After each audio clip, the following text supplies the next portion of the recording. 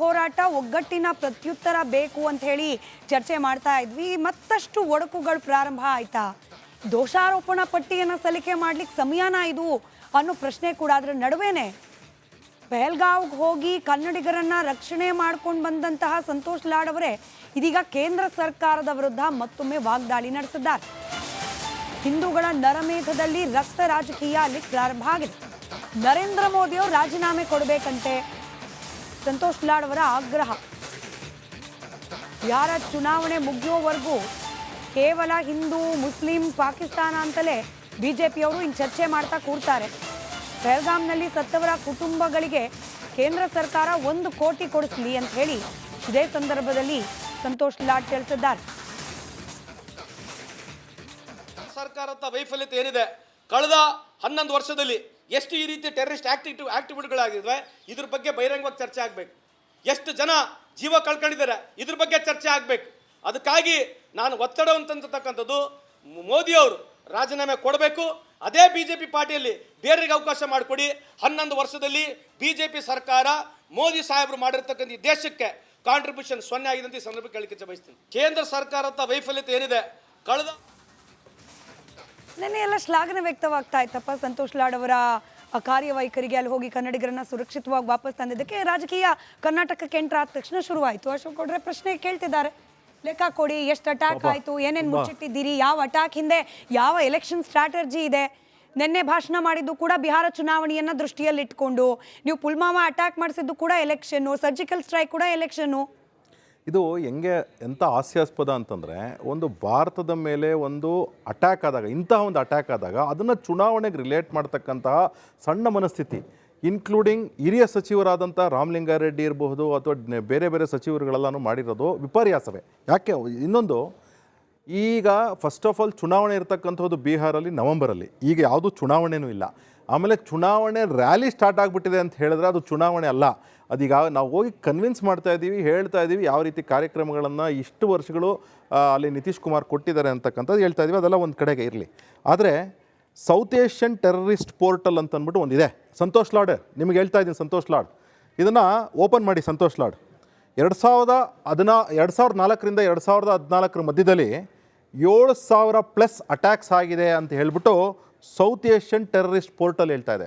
ಅದೇ 2014ರಿಂದ 2025 ಮಧ್ಯದಲ್ಲಿ 3,100 ದಾಳಿಗಳು ಎಲ್ಲ ಸೇರಿಸಿ, ಇನ್ಕ್ಲೂಡಿಂಗ್ ಮಾಯಿಸ್ಟ್ ದಾಳಿ, ಇನ್ಕ್ಲೂಡಿಂಗ್ ನಕ್ಸಲ್ ದಾಳಿ ಇರಬಹುದು, ಇನ್ಕ್ಲೂಡಿಂಗ್ ಟೆರರಿಸ್ಟ್ ದಾಳಿಗಳು, ಸಣ್ಣ ಪುಟ್ಟ ಎಲ್ಲ ಸೇರಿಸ್ಕೊಂಡು ವರದಿ ಕೊಟ್ಟಿರೋದು ಭಾರತ ಸರ್ಕಾರ ಅಲ್ಲ, ಇದು ಸೌತ್ ಏಷ್ಯನ್ ಟೆರರಿಸ್ಟ್ ಪೋರ್ಟಲ್ ಹೇಳ್ತಿರ್ತಕ್ಕಂಥದ್ದು. ಆಮೇಲೆ ಸಂತೋಷ್ ಲಾಡ್ ಅವರೇ, ನಿಮಗೆ ಇನ್ನೊಂದು ಹೇಳ್ತಾ ಇದ್ದೀನಿ ಸಂತೋಷ್ ಲಾಡ್, ಎಷ್ಟು ಪರ್ಸೆಂಟೇಜ್ ಡಿಕ್ರೀಸ್ ಆಗಿದೆ ಅಂತ ಅಂದ್ಬಿಟ್ಟು ಇದೇ ಹೇಳುತ್ತೆ. 168% ಡಿಕ್ರೀಸ್ ಆಗಿದೆ, including any kind of an activity. 2019ರಿಂದ 2025 ಮಧ್ಯದಲ್ಲಿ ಸ್ಟೋನ್ ಪೆಲ್ಟಿಂಗ್ ಅಂತ ರೆಗ್ಯುಲರಾಗಿ ಏನು ನಡ್ಕೊಂಬಂತು 1987ಇಂದ ಹಿಡ್ಕೊಂಡು 2014ವರೆಗೂ ಕಂಪ್ಲೀಟ್ ಸ್ಟಾಪ್ ಆಗಿದೆ ಅಂತ ಅಂದ್ಬಿಟ್ಟು ಇದೇ ಹೇಳ್ತಾ ಇದೆ. ಆಮೇಲೆ ಸಾವುಗಳ ಬಗ್ಗೆ ಬರ್ತಿದ್ದೀರಾ ಸಂತೋಷ್ ಲಾಡ್, ನಿಮಗೆ 166 ಮುಂಬೈ ಬಾಂಬ್ ಬ್ಲಾಸ್ಟ್ ಆದ, ಮುಂಬೈನ ತಾಜಲ್ಲಿ ಅಟ್ಯಾಕ್ ಆದಾಗ 166, ಮುಂಬೈನಲ್ಲಿ ಟ್ರೈನ್ ಅಟ್ಯಾಕ್ ಆದಾಗ 209. ಅಂದರೆ ಅವ್ರು ಏನು ಹೇಳ್ತಾರೆ ಅಂದರೆ, ಟೋಟಲ್ ಆಗಿ 2005ರಿಂದ 2014 ಮಧ್ಯದಲ್ಲಿ ಸತ್ತಂಥ ಸಂಖ್ಯೆ ಏನಿದೆ ಕೇವಲ ಟೆರರಿಸ್ಟ್ ಆ್ಯಕ್ಟಿವಿಟಿಯಿಂದ 707, ಈಗ 290 + 91 ಅಂದರೆ ಸಿವಿಲಿಯನ್ಸು ಪ್ಲಸ್ ಮಿಲಿಟೆಂಟ್ಸ್ ಯಾರಿದ್ದಾರೆ ಅದಕ್ಕೆ ಸಪ್ರೇಟಾಗಿ ಬರ್ತೀನಿ. 2004ರಿಂದ 2014 ಮಧ್ಯದಲ್ಲಿ 1000+ ಜನ ನಕ್ಸಲ್ ಅಟ್ಯಾಕ್ಸಿಂದ ಸತ್ರು ಅಂತ ಹೇಳ್ತಾರೆ. ಈಗ 2014ರಿಂದ 2025 ಮಧ್ಯದಲ್ಲಿ ಕೇವಲ 405 ಜನ ನಕ್ಸಲ್ ಅಟ್ಯಾಕಿಂದ ಸತ್ತಿದ್ದಾರೆ ಅಂತ ಹೇಳ್ತಾರೆ. 270 ಜನ ಟೆರರಿಸ್ಟ್ಗಳನ್ನ ಸಾಯಿಸಲಾಗಿದೆ ಮಿಸ್ಟರ್ ಸಂತೋಷ್ ಲಾಡ್. ಅದಾದಮೇಲೆ 6,000 ಮಿಲಿಟೆಂಟ್ಸು ಸರೆಂಡರ್ ಆಗಿದ್ದಾರೆ ಅಂತ ಅಂದ್ಬಿಟ್ಟು ಸಹ ವರದಿ ಸೌತ್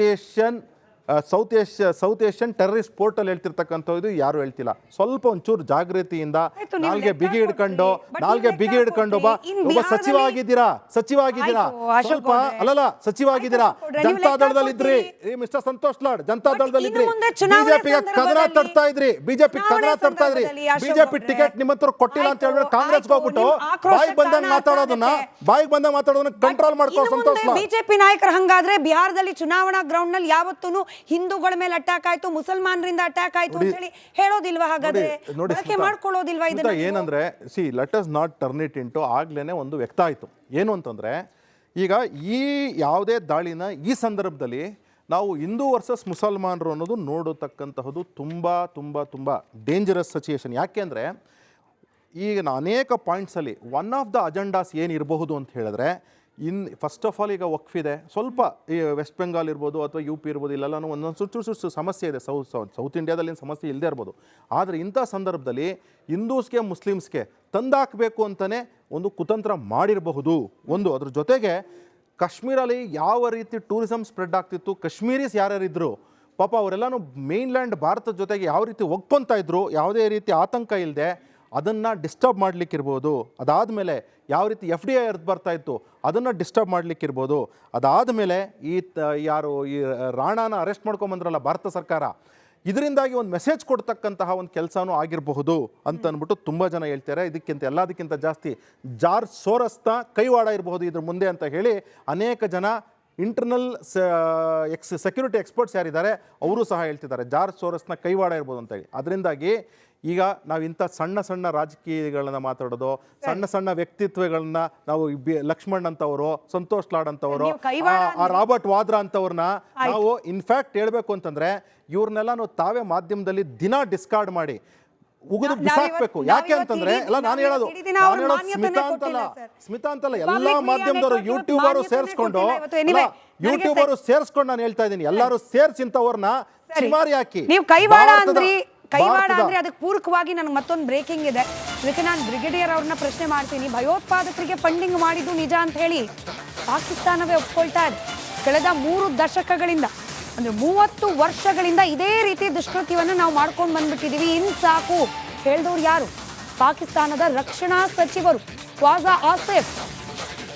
ಅಮೆರಿಕ ಬ್ರಿಟನ್ ಅನ್ನ ಇದೇ ಸಂದರ್ಭದಲ್ಲಿ ದೂಷಿಸಿದೆ ಪಾಕಿಸ್ತಾನ. ಅಮೆರಿಕ ಬ್ರಿಟನ್ಗಾಗಿ ಪಾಕಿಸ್ತಾನ ಕೊಳಕು ಕೆಲಸವನ್ನು ಮಾಡಿಬಿಟ್ಟಿದೆ, ಭಯೋತ್ಪಾದಕರಿಗೆ ಫಂಡಿಂಗ್ ಮಾಡಿದೆ, ಇನ್ನು ಮುಂದೆ ಇದನ್ನು ಮಾಡೋದು ಬೇಡ ಅಂತ ಹೇಳಿದ್ದಾರೆ. ಒಂದು ಕಡೆ ರಕ್ಷಣಾ ಸಚಿವರು ಹಿಂಗೆ ಹೇಳ್ತಾರೆ, ಇನ್ನೊಂದು ಕಡೆ ಮಿಲಿಟರಿ ಚೀಫ್ ಹೇಳ್ತಾರೆ ಹಿಂದೂಗಳು ಹಾಗೆ ಮುಸಲ್ಮಾನರು ಒಂದಾಗಿ ಬದುಕೋಕ್ಕಾಗಲ್ಲ. ಹಾಗೆ ಮಿಲಿಟರಿಯ ಅನೇಕ ಉನ್ನತ ಅಧಿಕಾರಿಗಳ ಜೊತೆಯಲ್ಲಿ ಸಂಪರ್ಕದಲ್ಲಿರ್ತಕ್ಕಂಥ ಒಬ್ಬ ಉಗ್ರಗಾಮಿ ಹೇಳ್ತಾನೆ ಫೆಬ್ರವರಿ 2026 ನಾವು ಕಾಶ್ಮೀರವನ್ನು ಆಜಾದ್ ಮಾಡ್ಬಿಡ್ತೀವಿ ಅಂತ ಹೇಳಿ. ಅಂದ್ರೆ ಯಾವ ವರ್ಷನ್ ಆಫ್ ಪಾಕಿಸ್ತಾನ ನಾವು ನಂಬಬೇಕು ಅಂತ. ಈ ಥರದ್ದು ಮಾತಾಡ್ಬೋದಲ್ಲ, ಈ ಥರದ್ದು ಮಾತುಕತೆಗಳು ಬರೋದು ಭಾಳ ಸಾಮಾನ್ಯ. ಆದರೆ ಅದು ಜಾರಿಗೆ ಬರೋದು, ಅದನ್ನೇ ಅಚೀವ್ ಆಗೋದು ಎಲ್ಲರೂ ನೋಡಿರೋ ವಿಷಯಗಳೇ. ಯಾಕೆಂತ ಹೇಳಿದ್ರೆ ಒಂದು ಮಾತ್ರ ನಾವು ಒಪ್ಕೋಬೇಕಾಗಿದೆ, ಅದು ಪಾಕಿಸ್ತಾನದ ರಕ್ಷಣಾ ಸಚಿವರು ಉಗ್ರವಾದರಿಗೆ ಸಹಕಾರ ನೀಡ್ತಿದ್ದಾರೆ ಅನ್ನೋದು ಒಪ್ಕೊಂಡಿದ್ದಾರೆ ಅಂತ ಹೇಳಿದ್ರೆ ಅದು ಒಂದು ಸಂತೋಷತಕ್ಕದ್ದು ವಿಷಯನೇ. ಅದು ಅದರ ಬಗ್ಗೆ ಯಾವ ಸಂಶಯನೂ ಇಲ್ಲ. ಅದು 40 ವರ್ಷಕ್ಕೆ ಆದಮೇಲೆ 78ರಿಂದನೇ ನಡೀತಿದೆ. 78ರಿಂದ ನಡೀತಿದೆ, ಖಾಲಿಸ್ತಾನ್ ಜೊತೆಯಿಂದ ನಡೀತಿದೆ. ಖಾಲಿಸ್ತಾನು ಸಮಸ್ಯೆ ನಾನು ಹೆಂಗಿದೆ ಅಂತ ಹೇಳ್ತಿದ್ದೀನಿ ಅಂತ ಹೇಳಿದ್ರೆ, ಮೊದಲು ಭಾರತ ಸೈನ್ಯದವರು ಭಾಳ ಸೀರಿಯಸ್ಸು ಉಗ್ರವಾದರನ್ನು ಕೊಂದಿದ್ರು. ಅದಕ್ಕೆ ನಂತರ KPS ಗಿಲ್ ಅವ್ರು ತಗೊಂಡ್ರು. ಓಕೆ, ಅವರು ಕೆಲಸ ಮಾಡಿದ್ರು. ಅದಕ್ಕಿಂತಲೂ ದೊಡ್ಡ ಕೆಲಸ ಈಗಲೇ ದೊಡ್ಡ ಒಂದು ಒತ್ತಾಯ ಯಾರ ಕಡೆಯಿಂದ ಬಂದಿದೆ ಅಂದರೆ ಸಾರ್ವಜನಿಕರು. ನಾವು ಆವಾಗಲೇ 84ರಲ್ಲಿ ಒಂದು ಸಾಮಾನ್ಯ ಸಾರ್ವಜನಿಕನಾಗಿ HMT ಟ್ರ್ಯಾಕ್ಟರ್ ಡಿವಿಷನ್ ಕೆಲಸ ಮಾಡ್ತಿದ್ದೆ. ಯಾವೊಂದು ಇದಕ್ಕೆ ಹೋದ್ರೇನು ಏನಂತ ಹೇಳ್ತೀರಾ, ಢಾಬಾಗೆ ಇಲ್ಲ ಏನಾದ್ರು ಟೀ ಕುಡಿಯೋಕ್ಕೆ ಹೋದರೆ, ಸಾರ್ ನಮ್ಮ ಭವಿಷ್ಯ ಏನಾಗುತ್ತೆ, ನಾವು ಇದು ಬೇರೆ ದೇಶ ಆಗೋಗ್ಬಿಟ್ರೆ ಪಾಕಿಸ್ತಾನ ಸೇರಿಸ್ಕೊಂಡ್ಬಿಡುತ್ತೆ, ನಮ್ಮ ಭವಿಷ್ಯ ಎಲ್ಲ ನಮ್ಮ ಪಂಜಾಬೆಲ್ಲ ಹಾಳಾಗೋಗತ್ತೆ ಅಂತ ಹೇಳ್ಬಿಟ್ಟು ಅವರು ಉಗ್ರವಾದರಿಗೆ ಯಾವೊಂದು ಸಹಕಾರ ನೀಡದೇ ಇದ್ದಿದ್ದರಿಂದ ಮೆಜಾರಿಟಿ ಆಫ್ ದ ಇದು ಏನದು credit goes to the local people. ಅದು ಅರ್ಥ ಮಾಡ್ಕೋಬೇಕು ಜಮ್ಮು ಆ್ಯಂಡ್ ಕಾಶ್ಮೀರಲ್ಲಿ ಇರೋರು ಲೋಕಲ್ ಪೀಪಲ್ಲು. ಈಗಲೇ ಮೊನ್ನೆ ನೀವು ತೋರಿಸ್ತಲ್ಲ ಕ್ಯಾಪ್ಷನ್ನು, 8 ಜನ ಅವರು ಕೊಂದಿದ್ರು ಅಂತ ಹೇಳ್ಬಿಟ್ಟು, ಅದರಲ್ಲಿ ನಾವು ಸ್ವಲ್ಪ ಕ್ಲೋಸಾಗಿ ನಾವು ಯೋಚನೆ ಮಾಡಿದಾಗಲೇ ಅವ್ನು ಸಹಕಾರ ಮಾಡ್ತಿರೋನು ಕಾಶ್ಮೀರಿ ಭಾಷೆಯಲ್ಲಿ ಏನೋ ಮಾತಾಡ್ತೀನಿ ಅಂತ ಯಾರೋ ನಮ್ಮ ಕಾಶ್ಮೀರಿ ಗೊತ್ತಿರೋನ ಜೊತೆ ಕೇಳಿದೆ. ಇವ್ರನ್ನ ಈ ಕಡೆ ಕಳಿಸ್ಬೇಡ, ಭಾಳ ಗಂಭೀರವಾಗಿದೆ, ಅವ್ರು ಸೇರ್ಕೋತಾರೆ, ಆ ಕಡೆನೇ ಕಳಿಸ್ಬಿಡಿ ಅಂತೇಳಿ ಮಾಡ್ತಿರೋದು ನಮಗೆ ಗಮನಕ್ಕೆ ಬಂದಿದೆ. ಅದು ಕಂಪ್ಲೀಟಾಗಿ, ಯಾಕೆಂದರೆ ನನಗೆ ಕಾಶ್ಮೀರಿ ಮಾತು ಬರೋದಿಲ್ಲ, ಆಯ್ತಾ. ಅದನಂತರ 1990 ಇದು ಹೆಚ್ಚು ಕಡಿಮೆ 1990ವರೆಗೂ ಕಂಪ್ಲೀಟ್ ಈ ಖಾಲಿಸ್ತಾನ ಕ್ಲೋಸ್ ಆಯಿತು. ಈಗ 90ರಿಂದ ಶುರುವಾಯಿತು, ಜಮ್ಮು ಆ್ಯಂಡ್ ಕಾಶ್ಮೀರ್ ಲಿಬರೇಷನ್ ಫ್ರಂಟಿಂದ ಶುರುವಾಯಿತು. ಎಲ್ಲ ನೋಡಿರಬೇಕು. ಇವರು ನಮ್ಮ ಸಚಿವರು ಹೇಳಿದ್ದಾರೆ, ನಾನು ಯಾವ ಎಲ್ಲ ರಾಜಕೀಯ ನಾಯಕರ ಮೇಲೆ ನನಗೆ ದ್ವೇಷ ಇದೆ, ನನಗೆ ಸ್ವಲ್ಪ ಕೋಪ ಇದೆ. ಯಾಕೆಂದರೆ ನಾನು ಕರ್ನಾಟಕ ರಾಜ್ಯದ ಸೈನಿಕ ಕಲ್ಯಾಣ ಮತ್ತು ಪುನರ್ವಸತಿ ಇಲಾಖೆಯಲ್ಲಿ ಡೈರೆಕ್ಟರ್ ಆಗಿದ್ದು, ನಿರ್ದೇಶಕನಾಗಿದ್ದು ನಿವೃತ್ತಗೊಂಡವನು. ಅವ್ರಿಗೆ ಏನೇನು ಅನ್ಯಾಯ ನಡೀತಿದೆ ಅಂತ ನನಗೆ ಚೆನ್ನಾಗಿ ಗೊತ್ತು. ಆಮೇಲೆ ಇಷ್ಟೇ ಈಗ ಒಂದು ಸಾಮಾನ್ಯ ಸಾರ್ವಜನಿಕನು ಸತ್ತಿದ್ದಕ್ಕೆ ಇಷ್ಟೊಂದು ಜನ ಮಾತಾಡ್ತಿದ್ದಾರಲ್ಲ, ಪ್ರಾಣನ ಮುಡಿಪಾಗಿಟ್ಕೊಂಡು ಗಡಿ ಪ್ರದೇಶದಲ್ಲಿ ಕಾಯ್ತಿರುವ ಒಂದು ಸೈನಿಕನ ಬಗ್ಗೆ ಯಾರು ಅಷ್ಟೊಂದು ತೀವ್ರವಾಗಿ ಮಾತಾಡಲಿಲ್ಲ.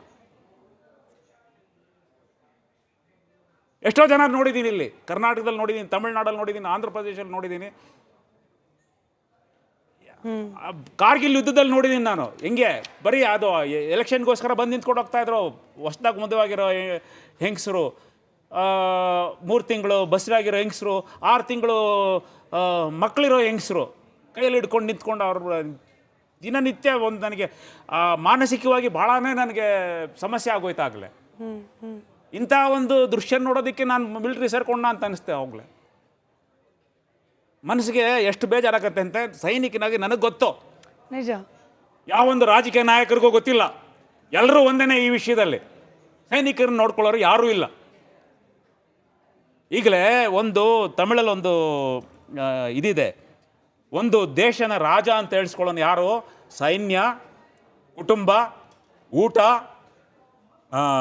ಇದು ಸಚಿವರು, ಸ್ನೇಹಿತ ಮತ್ತು ಕೋಟೆ. ಇವೆಲ್ಲ ಇದ್ರೇ ಒಂದು ರಾಜ್ಯ ಅಂತ ಹೇಳ್ತಾರೆ. ಈ ಮಧ್ಯದಲ್ಲಿ 6 ವಿಷಯಗಳು ನಾನು ಹೇಳಿದೆ. ಮಧ್ಯದಲ್ಲಿ 4 ವಿಷಯ ಇದೆಯಲ್ಲ, ಕುಟುಂಬ, ಊಟ, ಮಿನಿಸ್ಟ್ರಿ ಆ್ಯಂಡ್ ಫ್ರೆಂಡ್ಶಿಪ್ಪು. ಇದೆಷ್ಟೇ ಸ್ಟ್ರಾಂಗ್ ಆಗಿದ್ರು ಇವೆರಡು, ಕೋಟೆ ಸೈನ್ಯ ಇಲ್ಲ ಅಂದರೆ ಆ ರಾಜ್ಯನ ಯಾರು ಬೇಕಾದ್ರೂ ಹಾಳು ಮಾಡ್ಬಿಡ್ಬೋದು. ನಿಜ ನಿಜ. ಯಾರು ಬೇಕಾದ್ರೂ ಹಾಳು ಮಾಡ್ಬಿಡ್ಬೋದು. ಆದರೆ ಸೈನಿಕರ ಮೇಲೆ, ಸೈನಿಕರಿಗೆ ಬೇನು ಬೇಕಾಗಿದೆಯೋ ಅದು ನಡೀತಾ ಇಲ್ಲ. ಈಗ ಸದ್ಯದಲ್ಲೇ ನಾನು ಒಂದು ಪತ್ರನೂ ಬರೆದಿದ್ದೀನಿ ಚೀಫ್ ಸೆಕ್ರೆಟರಿಗೂ ಮತ್ತು ಪ್ರಿನ್ಸಿಪಲ್ ಸೆಕ್ರೆಟರಿ ಫೈನಾನ್ಸ್ಗೂ. ನನಗೇನು ಉತ್ತರ ಬಂದಿಲ್ಲ. ಬೇಕಾದ್ರೆ ನನಗೆ ಕರೀರಿ, ನಾನು ಬಂದು ನಿಮಗೆ ವಿವರಣೆ ಮಾಡ್ತೀನಿ ಅಂತ ಹೇಳ್ಬಿಟ್ಟು. ನಿಜ. ಈ ಥರದ ವಿಷಯಗಳು ಹೇಳಬಾರ್ದು. ಈ ಆಪರೇಷನ್ ಆಕ್ರಮಣ, ಆಪರೇಷನ್ ಟಿಕ್ಕ ಶುರುವಾದ್ಮೇಲೂ ಕೂಡ ಸೈನಿಕರು ಬಲಿಯಾಗಿದ್ದಾರೆ. ಒಂದೇ ಒಂದು ಒಳ್ಳೆಯ ವಿಷಯ ಸುದ್ದಿ ಏನು ನಡೆದಿದೆ ಅಂದರೆ, ವಿರೋಧ ಪಕ್ಷ ಸರ್ಕಾರ ಏನು ನಿರ್ಣಯ ತಗೊಂಡ್ರೇನು ನಾವು ಅದಕ್ಕೆ ಸಹಕಾರ ಬೆಂಬಲವಾಗಿ ನಿಂತ್ಕೋತೀವಿ.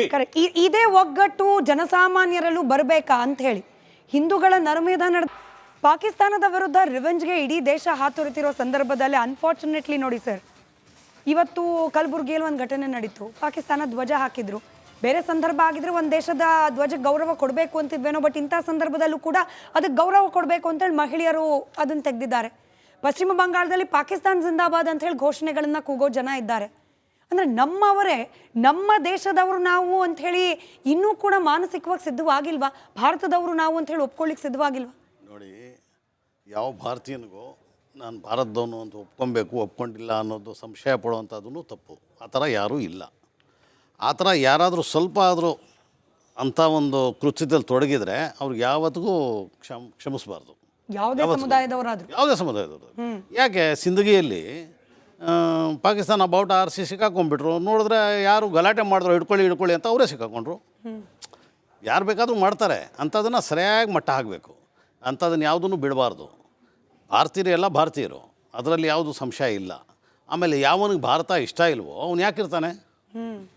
ಅವನು ಭಾರತದಲ್ಲಿ ಇರೋದು ಬೇರೆ, ಆಮೇಲೆ ಆ ಧ್ವಜ ಆರಿಸೋದು ಬೇರೆ, ಅಥವಾ ಅದನ್ನು ಇನ್ನೊಂದು ಹೇಳೋದು ಬೇರೆ ಅಂತ ಸಾಧ್ಯವೇ ಇಲ್ಲ. ಆಮೇಲೆ ಆ ರೀತಿ ಹುಟ್ಟಾಕಿ ಬೇರೆಯವ್ರ ಮೇಲೆ ಹಾಕ್ಬಿಡೋದು ಅದನ್ನು ಮಾಡಬಾರ್ದು. ನಾನು ಎರಡನೇದೇನು ಸೆಕೆಂಡ್ಸ್ ತೊಗೊತೀನಿ ಸರ್ ಮಾತಾಡಿದ್ಮೇಲೆ. ಎರಡನೇದೇನೆಂದರೆ, ಈ ಒಂದು ಕೃತ್ಯ ನಡೆದಿದೆಯಲ್ಲ, ಇದಕ್ಕೆ ಸಂಬಂಧಪಟ್ಟಂಗೆ ಯಾವುದನ್ನು ನಾನು ಕಂಪೇರ್ ಮಾಡೋಕ್ಕೆ ಹೋಗೋದಿಲ್ಲ. ಅವರು ಇಷ್ಟು ಮಾಡಿದ್ರು, ಇವ್ರು ಇಷ್ಟು ಮಾಡಿದ್ರು ಅಂತ. ನಾನೇನು ಹೇಳ್ತೇನೆ, ಇಂಥ ಒಂದು ಸಂದರ್ಭದಲ್ಲಿ 28 ಜನ ನಮ್ಮ ಇನ್ನೋಸೆಂಟ್ ಜನ ಪ್ರಾಣ ಕಳ್ಕೊಂಡಿರೋದ್ರಲ್ಲಿ ಅದನ್ನು ಸರ್ಕಾರ ಏನು ಬೇಕಾದರೂ ಮಾಡಲೇಬೇಕು. ಅದನ್ನು ಸರಿಪಡಿಸ್ಬೇಕು. ಮುಂದೆ ಯಾರ ಪ್ರಾಣನೂ ಆ ರೀತಿ ಹೋಗಬಾರ್ದು. ಯಾರೂ ಆ ರೀತಿ ನಮ್ಮ ಬಾರ್ಡ್ರ್ ಒಳಗೆ ಬಂದುಬಿಟ್ಟು ಇಂಥ ಕೃತ್ಯ ನಡೆಸಿ ಹೋಗಿಬಿಡಬಾರ್ದು. ಇದನ್ನೇ ಫಸ್ಟು ಸೆಕ್ಯೂರಿಟಿ ಇದ್ದಿದ್ರೆ ಇದು ಆಗ್ತಿರ್ಲಿಲ್ಲ. ಇದಾಯಿತು. ಮುಂದಕ್ಕೆ ಈ ರೀತಿ ಆಗದಂಗೆ ನೋಡ್ಕೊಬೇಕು. ಅದನ್ನು ಎಲ್ಲ ಭಾರತೀಯರು ಸಪೋರ್ಟ್ ಮಾಡಲೇಬೇಕು. ಯಾರು ಅದರಲ್ಲಿ ಬೇರೆ ನೋಡಿ, ನಾನು ಒಂದು ಸರ್ ಜೊತೆ ಒಪ್ಕೊಳ್ತಾ, ಆದರೆ ಅಟ್ ದ ಸೇಮ್ ಟೈಮ್ ಯಾರು ಈ ಪ್ರೋ ಪಾಕಿಸ್ತಾನ್ ಇದ್ದಾರೆ ಭಾರತದಲ್ಲೇನೆ. ನಾವು ಇದೇ ಡಿಬೇಟಲ್ಲಿ ಕೂತ್ಕೊಂಡಿದ್ದಾಗ ಅಲ್ಲಿ ರಾಜ್ಯಸಭಾ ಚುನಾವಣೆ ನಡೆದಾಗ ವಿಧಾನಸೌಧದಲ್ಲಿ ಪಾಕಿಸ್ತಾನ್ ಜಿಂದಾಬಾದ್ ಅಂತ ಹೇಳಿ ಆ ರಾಜ್ಯಸಭಾ ಎಂಪಿಗೆ ಪಕ್ಕದಲ್ಲಿ ಕೇಳಿದ್ರು ಸಹ ಆ ನಿಮ್ಮ ಒಂದು ಮೀಡಿಯಾ ರಿಪೋರ್ಟರ್ನೇ ಬೈತಕ್ಕಂಥ ಕೆಲಸ ಮಾಡ್ತಾರೆ ಆ ರಾಜ್ಯಸಭಾ ಎಂಪಿ. ಜೊತೆಗೆ ಇದೇ ಪ್ರಶ್ನೆನ ರಾಜ್ಯಸಭಾದಲ್ಲಿ ವಕ್ಫ್ ಬಿಲ್ ಚರ್ಚೆ ನಡಿಬೇಕಾದ್ರೂ ಸಹ ನಮ್ಮ ಎಂಪಿಗಳು ತೆಗೆದಾಗ ಈತ ಒಂದು ಕ್ಷಮಾಪಣೆ ಕೇಳಿಲ್ಲ. ಹೌದು ತಪ್ಪಾಗಿದೆ, ನನ್ನಿಂದ ಕ್ಷಮಾಪಣೆ ಇರಲಿ ಅಂತ ಕೇಳಿಲ್ಲ. ಇಂಥ ಮನಸ್ಥಿತಿ ಇದೆಯಲ್ಲ, ಈ ಯಾರ್ಯಾರು ಧೋರಣೆಗಳ ರೀತಿ ಇದೆಯಲ್ಲ, ಇಂಥವ್ರನ್ನ ನಾನು ಇಲ್ಲ ಕ್ಷಮಾಪಣೆ ಕೇಳ್ಬೋದು. ಇಲ್ಲ ಸುಳ್ಳಾಗಿದ್ರೆ ಕ್ಷಮಾಪಣೆ ಕೇಳೋದು. ಪಾಕಿಸ್ತಾನ್ ಜಿಂದಾಬಾದ್ ಅಂದಿದ್ದು ಸತ್ಯ ಅಂತ FSL ವರದಿ ಬಂತು, ನಾನು ಹೇಳ್ತಿಲ್ಲ. ಅಲ್ಲ, ವರದಿ ಬಂದಿದ್ರೆ ಸರಿ. ಇಲ್ಲ ನಿಮಗೆ ಮಾಹಿತಿ ಇಲ್ಲ ಅಂದ್ರೆ ತಾವು ದಯವಿಟ್ಟು ಸಹ ಸಿದ್ದರಾಮಯ್ಯನಿಗೆ ಫೋನ್ ಮಾಡಿ, ಸಿಎಂಒಗೆ ಫೋನ್ ಮಾಡಿ, ಫೋನ್ ಮಾಡಿ ಸರ್, ಒಂದ್ ನಿಮಿಷ ಸಿಎಂಒಗೆ ಫೋನ್ ಮಾಡಿ. FSL ವರದಿ ಬಂದ್ಮೇಲೆ ಆಯ್ತು, ಒಂದ್ ಘಟನೆ ಎರಡು ಘಟನೆ ಅಲ್ಲ, ಭಾರತೀಯರು ಅನ್ನೋ ಮನಸ್ಥಿತಿ ಬರ್ಬೇಕು, ಭಾರತೀಯರು ಅನ್ನೋ ಮನಸ್ಥಿತಿ ಬರ್ಬೇಕು ನನಗೆ. Anyway, thank you. ಸಮಯ ಇದ್ದಿದ್ದಷ್ಟೇ, ಕ್ಷಮೆ ಇರಲಿ. ನಾವೆಲ್ಲರೂ ಭಾರತೀಯರು ಅನ್ನೋ ಒಂದು ಮನಸ್ಥಿತಿ ಬಂದ್ರೆ ಸಾಕಪ್ಪ.